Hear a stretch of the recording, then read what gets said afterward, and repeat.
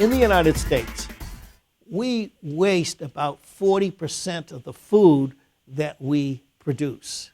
We literally never consume it. So that food, that 40%, can be used to actually help solve the problems of hunger in our society. Rescued food is food that is perfectly fine to eat, but it might be close to expiration. It might be misshapen or too big. We call that ugly produce. It might be a can that's slightly dented. Any of these foods would be rejected in the retail grocer business, but perfectly fine to eat. And so through food rescue, these foods are picked up and then repackaged and redistributed to people who are experiencing food hunger. It comes to us in various forms. Most notably, we go to grocery stores and rescue food there. We'll also go to distributors and wholesalers and farms and farmers. Pretty much we'll go anywhere to get food and rescue food. There's lots of great reasons for people to participate in community food rescue. So from a donor's perspective, of course, they don't have to throw out food and be wasteful, but even in addition to that, there's enhanced tax deductions that they might be able to obtain for donating their food. They also would prevent it from going into the garbage and reduce their tipping fees for eliminating waste. From a hunger relief organization's perspective, they're of course being able to receive more food, so that would reduce their costs of having to purchase food for people that are experiencing hunger that they would provide food to. And then from a volunteer food runner's perspective, of course, they are doing a great job of volunteering in their community, helping their neighbors, and getting food to where it needs to go. So for some restaurateurs that might be worried about the legal aspect of donating food, there's a Good Samaritan Act that pretty much absolves everybody from any liability, and you want to make sure that also we're signing off on a document that states that the food is leaving the restaurant in a very safe condition. So I really want restaurateurs to step forward from their heart and not worry about the legal aspect, because that's been covered, and want to make sure that food gets used by people that need it. Restaurants who have surplus food it would be a great service for them to donate their leftovers. They could refrigerate any leftover food or freeze it, and then a food runner could pick it up the next day and make sure that that food gets to hunger relief organizations that are serving people experiencing hunger. In an average month, we donate just in produce alone around 6,000 pounds of product. That would be enough potatoes to feed probably the homeless in North Philadelphia for one full meal. 150 pounds of potatoes, you'd figure a portion like that, not all, but you could get at least feed like between 300 and 400 homeless people just mashed potatoes alone right there. All along the process, we want to make sure that our volunteer food runners have proper dress, that they tie back their hair, that they wear a hat, that they wash their hands properly. We also want to make sure that at the donor's location that the temperature of food is taken to make sure that it's at its proper temperature when it's donated, and then it's transported safely using either warm or cold packaging.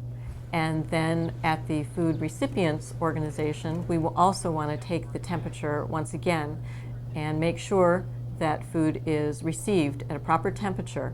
We also want to make sure that food is transported within a timely amount of time. Well, we prepare food that if we have extras from the night or from the day that we want to save for somebody to be picked up and donated, we want to chill it out first. If it's a hot food, spread it out on a large pan so that it cools off quickly, put it in a walk-in cupboard once it's cold, and then be able to collect it and package it for safe transport to the place that's going to use it. 90% of the time it's going to be cold, but occasionally we'll have extra hot food that's available, and if it is picked up at the restaurant in a hot condition, it'll be served within 4 hours. When recovering foods, whether it's from a grocery store, wholesaler, restaurant, caterer, there are certain types of foods that can be donated safely. Some of the examples of those foods include fresh, uncut fruits and vegetables, bulk items like this 25-pound bag of rice or other grains, items from a bakery like bread or pastry, and grocery items like canned and boxed goods. Other items include frozen entrees, frozen meat. We also have prepared salads or sandwiches. Those are acceptable. Fresh meat and dairy products like milk, yogurt, and prepared foods that can be donated either frozen, chilled, or hot. Most foods should be in their manufactured packaging, like you see here with the cans, boxed goods. Some exceptions to that rule are the fresh, uncut fruits and vegetables and loose pastry items like bread or rolls. Foods also need to be monitored for time and temperature in some cases. These foods over here that we consider mostly non-perishable items and the fresh, uncut fruits and vegetables do not need to be monitored for time and temperature. Foods that do, that are known as time temperature controlled for safety foods or TCS foods, those temperatures need to be taken and tracked throughout the recovery process.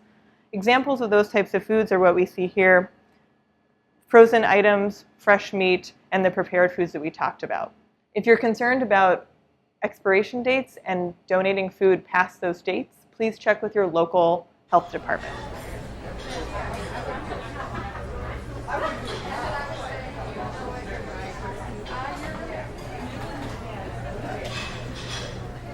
Hey, Bill, how are you? Hiya, Tony. Mashed potatoes here for you, okay? Thank you. More than welcome. Thanks so much, Chef Tony. We appreciate it. So we're here at Chef Tony's, and he's just brought us out a platter of mashed potatoes that he just took out of the cooler. So it should be at a safe temperature of 41 degrees or below, but just to be sure, we're going to have Bill temp it. Before that, I just want to let you know that Chef Tony followed the procedure and put the proper labeling on this container. You can see that it has the product name. It has the ingredients, including any allergens that this might contain, the date it was prepped, how long we have to use it, the temperature we should store it at, and if we need to get in touch with Chef Tony, his contact information is also on this label. All right, Bill, so if I could have you show us how to properly temp this. Okay. So first, Bill is going to sanitize the thermometer with the alcohol swab. Perfect. And then we're going to take the temperature of 3 different places in the mashed potatoes just to make sure that it's cool throughout. First in the center. And each time Bill does this, he's going to let it sit for 15 seconds just to make sure that we've got a correct reading. All right. And then 2 other random places. That's great. And we're seeing this is at a nice cool temperature of way below 41 degrees. Excellent. So we're going to wipe that thermometer again just to make sure it's clean. I'll put the lid back on for you.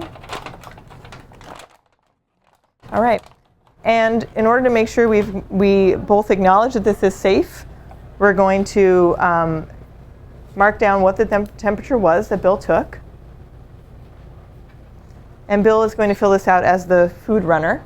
Great. Chef Tony has already signed it and says he has acknowledged that it is safe. And then when we get this food back to the food recipient, they're also going to sign in and acknowledge that the food was treated properly throughout the process. And so now we can go ahead and put this in our insulated bag.